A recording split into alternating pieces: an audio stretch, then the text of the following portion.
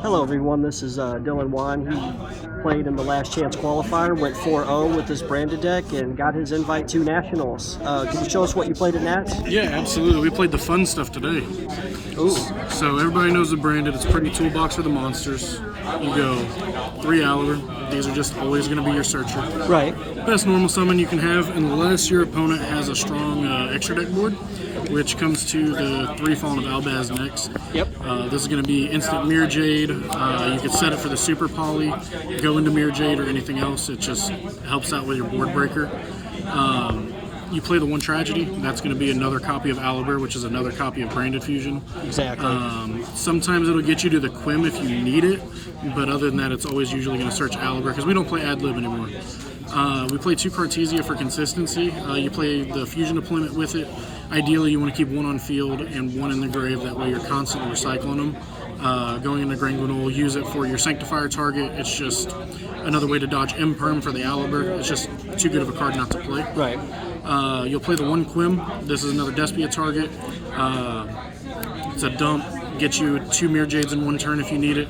It's just, again, too good of a card not to play. Would you bump it up to 2? I would not. I don't think it's good enough at 2. I think if you hard open 2, you lose the game.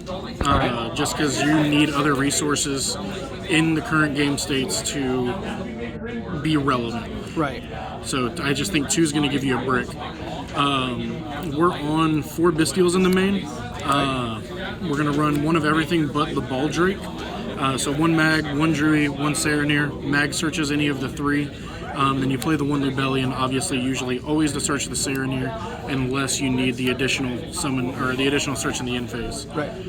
We're playing the 1 Albion for consistency. Always dump to Retribution, gives you an extra card. It's another copy of Branded Fusion, ironically. I'm actually on 2 Mercurier. Yeah. I like to use 1 to banish to search, 1 to negate. So searching this, or banishing this off of a Bestial to get the Albion to draw a card, dump the Retribution. There's a lot of interaction with it, especially because I'm playing Gold Sark as well. Right. So it's just another consistency tool. What I'm doing a little different too is I'm playing 2 Edge Imp Chains. So I'm playing the Bestials and the Frightfur engine. Right. Again, consistency, more dark targets, free polys, untargetable Chimera. You were telling me that the Patchwork engine was a last-minute decision. Why did you decide to put it in? For some reason, I felt like 42, 43 was kind of bricky. I mean, it's branded brick for a reason. Just being able to have access to additional fusion tools and having the ability to do more things before your branded fusion gets ashed. Right. Kind of gives you a better opportunity to maybe see your second turn. And if you can see your second turn, if they don't have a second Ash Blossom, you're usually getting recursion for Branded Fusion, so you're guaranteed to go off that next turn more than likely. We play the Dark Magician because we are on Dragoon, and of course we're on the Gimmick Puppet as well. Every deck has a gimmick, no pun intended. Just being able to stop your opponent from playing the game, just like every other deck does, whether it's Sprite not being able to get nibbed or Floodgates, Barrier Statues obviously going for Flu, Walking Macro, Rise Heart, as we saw, top 4 Nats was Cash, which is more Eradicator than anything, but this allows you to basically play the game. There's very optimal ways to go. You could end on Sanctifier, Dragoon, and Gimmick Puppet on the other field, so you'll have the additional negates and be able to stick it a lot easier. It helps you play through Ghost Belt and a Bestial. I did notice the only time that this wasn't really resolving was if my opponent opened double Bestial or a Bestial and a Ghost Belt. It's the only time that they were able to stop it from happening. And then we are playing the 3 Ash, just because it stops the starters. It helps you prevent them from going off on your turn, especially if they stop the Gimmick Puppet. Exactly. Like, if they're going to ash you, you should at least ash them back. 100%. With the Ashes and the additional Bestials, that enables me to play 3 Crossout. Ooh. So I actually did not cross out Ash primarily. I ended up cross-outing Bestials more than I was the Ash. Right. That allowed me to resolve the Mag, or not the Mag, but the Gimmick Puppet a lot more efficiently. Yeah. So if they try to Bestial, then you have Cross-out in hand, you're able to keep that flow going. Then we play the best card of the deck that we play 30 copies of, which is Branded Fusion. We're getting ready for the Ulti reprint, so I'm happy about that. this is going to be what dumps your gimmick puppet unless you open it in your hand.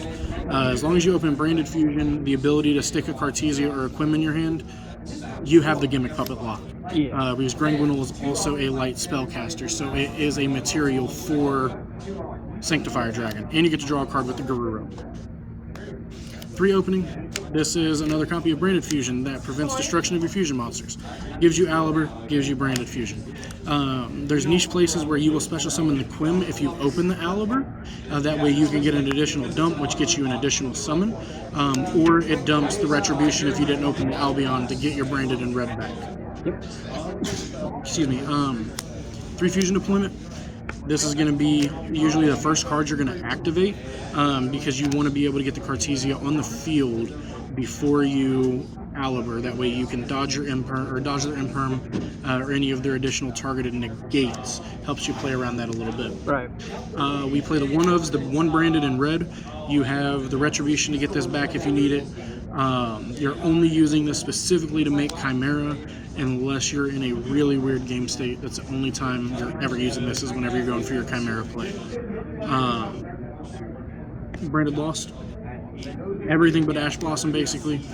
Your Cartesia can't be negated. Your Fallen of Albaz can't be negated. Nothing you do gets negated other than Branded Fusion. Since we're on a higher Bestial count, we're playing Regained. This act came up specifically really hard in one matchup. I was playing against Tyr in game 2. My end board was actually 5 Bestials and a Mirror Jade. Just because I was able to special on both turns, and I was able to get the additional cards to banish to special as well. Second best card of the deck, obviously we're playing with 3 Super Poly.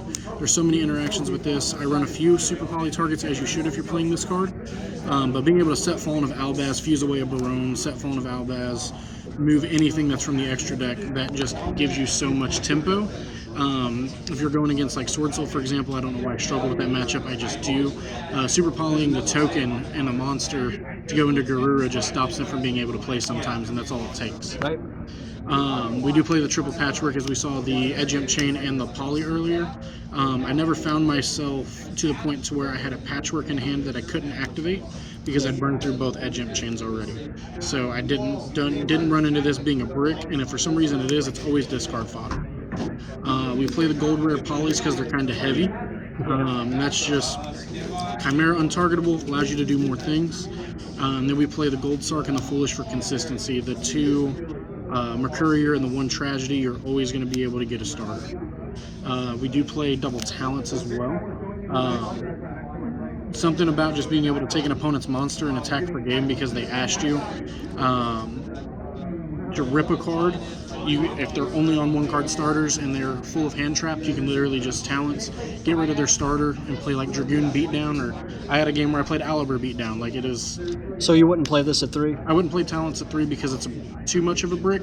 2 is still a brick sometimes because I do see it 2 in my opening hands from time to time, but it's usually either discarded or played. That's the only 2 options. Game 2, Game 3, if I have them, I will set them sometimes because my opponent will think that they have to play around Super Poly, or they'll think I hard open the Branded in red. So sometimes it does make them think. And we only play 1 trap in the deck, obviously, in the main deck, which is Retribution. This is primarily a dump target. I actually did find myself resolving this card a few times on field for a Bestial. Again, in the tier match for the Haveness, anything that basically specials. If you open this and you can't discard it, as long as you got the fusion, it is just a hard negate. It's basically our judgment for bouncing a card. If you top deck this game, like turn 3, turn 4, and your grave's loaded, you're not penalized for setting this card because you can always just pull stuff out of the grave, put it back in the extra, reset your game state, and you're still up. So that's what we play in the main. That's 52 in total. I was on 42-43, now I'm on 52. As far as the side goes, we're on the heavy Bestial, so we're playing 2 Druid Swarm and 1 Mag. I didn't find a 3rd Mag to play, or I would have played it in lieu of another Druid Swarm. And we're playing 2 Radion solely to deal with Towers cards. Noir, Dragoon, Sanctifier. I found myself tributing over Sprite Red to be able to make my plays. So it just really comes up when it comes up, and if not, again, it's a dark, it's discard fodder. We do play 3 evenly. This is always going second card. It's a good cross-out target as well. If you're going second and they set evenly, because they opened it. Happened to me during the main event at Nats in round 3 that happened, and it won me the game. We are playing a lot of 1-ofs when it comes to traps. We're playing the 1D barrier, 1 deck Devi, 1 destructive Daruma Karma Cannon, and 1 Erad. Everybody knows what this card does. It's stupidly disgusting. It basically tells your opponent they can't play the game. The D barrier is good in the mirror as long as you can develop a strong enough board that you don't have to worry about them doing anything the following turn. Deck Dev, this says goodbye to not only Sprite, but it also kills Rikus and Avalon. All of their monsters are under 1500 in the main deck. So if you either open Erad or Deck Devi, those decks just stop playing. And then my Mikey, he put me on this card, Karma Cannon. This hit me I don't know how many times playing against him. As soon as your opponent starts to do things and you Karma Cannon them, they have to stop playing. Once they're out of gas, everything is set. You set your things. Your turn, you flip everything face up, and you just go in for game. You play these as 1-ofs because another friend of mine, Kyle Reed, who also went with us to the Nationals event, he put me on the 3 trap tracks. This is a poor man's thrust, as he calls it. It works really well in Branded because we have cards that activate when they're sent to the graveyard during the end phase. So we tribute a card we control, destroy it, or target a monster we control, destroy it. And if you do set a normal trap card, and it can be activated this turn. An interesting interaction as well as I believe with Branded Opening, since it's targets for cost and destroy it, you can use Opening as a substitution potentially. I have to check a ruling on that. But if you can do that, you can literally target your fusion monster, Opening for the substitution, still set the trap, and then search any of these that you'll need in the matchup which you would have sided in, because you'll know going game 2 what you're going to need to kind of win out. The extra deck, super generic. You play 2 Mirror Jade because if one goes away, you still need to make another. You play 2 Albion. This is going to be one of your biggest extenders. It's going to get you into Sanctifier. It's going to get you into Mirror Jade. It's going to get you into Dragoon. It's going to get you into anything you need to start making plays for your opponent. 1 Lubellion, since we're not ripping out of the extra deck at all anymore, really. You could go to 1. You don't need 2 anymore. Rinbroom, solely a Mirror Jade target. I made this one time probably in the last 3 months for the bounce effect. You're only sending it to get another Albaz. Albalinatus serves 2 purposes. You're either making it against Dragon Links off a Super Poly or Albaz effect, or you're sending it for the Branded Fusion. Foretus is a Super Poly target or a Cartesia target in a pinch. It's really only to get the additional Fallen of Albaz, or obviously to drop all your opponent's monsters. We're on 1 Granguinol. Even with 2 Cartesia, 1 Granguinol is all that's needed. Granguinol floats into Quaretus. Granguinol will also float into Guiding Quim if need be. Depending on where your opponent's at, you can set up an additional fusion summon of the Fallen of Albaz. Super Poly targets, we're playing the Garura, we're playing the Drago Stapelia, and the Starving Venom. There's too many dark cards running around. I play fusions, obviously, so Drago Stapelia is not an issue to make. It's great in the mirror. It's great against Tyr. Garura, all these decks out here, same type, same attribute. It is just a Sprite killer. It's a lab killer. It's a branded killer, potentially. It's too good of a card not to play. We play the 1 Chimera, now that's untargeted because I'm playing the Poly in the main. It's a Pot of Greed, it's a Pop 2, however you need to piece it, it's just too good, and it's big.